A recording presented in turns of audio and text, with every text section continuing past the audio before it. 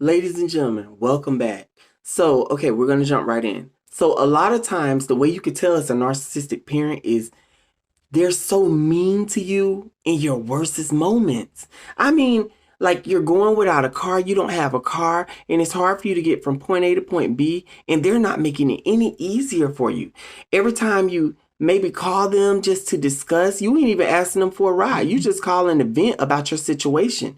And they're like, yeah, but if you would have just did this and if you would have just did that and this and this and that, not being understanding of your situation, not saying, you know what, everybody go through everything, but my child, I'm going to do the best I can to help you.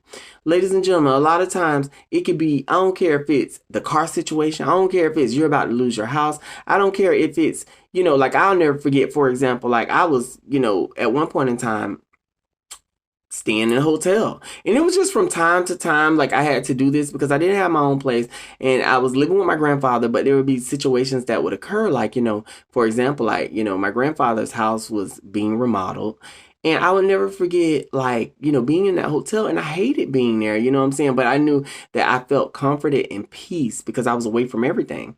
And I would never forget my narc parent just not being understanding. I mean, coming to the hotel to drop off mail as if I wasn't in a hotel. Like, I'm like, what? How are you okay with this? How are you okay with seeing your son living like this? Ladies and gentlemen, once again, this is things that they do. In your worstest moments, you could be going through a divorce, you could be going through a relationship breakup, and it's just like, instead of, being that emotional support, it's like, but you know why they do that? I'm gonna tell you why they do that. Because they're sadistic, ladies and gentlemen. So they feel like now's the time to extract much narcissistic supply as I can. So whenever you're down, they kick you. Okay, but they can't obviously show that they're kicking you. So they have to do it in very subtle ways and different subliminal ways. And they kick you when you're at your lowest.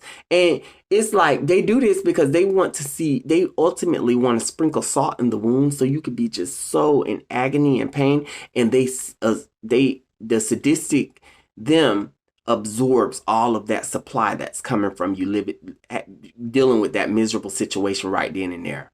It's crazy, right? Yes, ladies and gentlemen. But see, the more that I tell you guys this, you guys get to see the big picture of what they really are. You see what I'm saying? So when you actually see, that's why when you're having like happy moments and good things are happening in your life, the narcissistic parents is so neutral. They're just like, oh, okay, yeah, it's just another day. Da, da, da, da.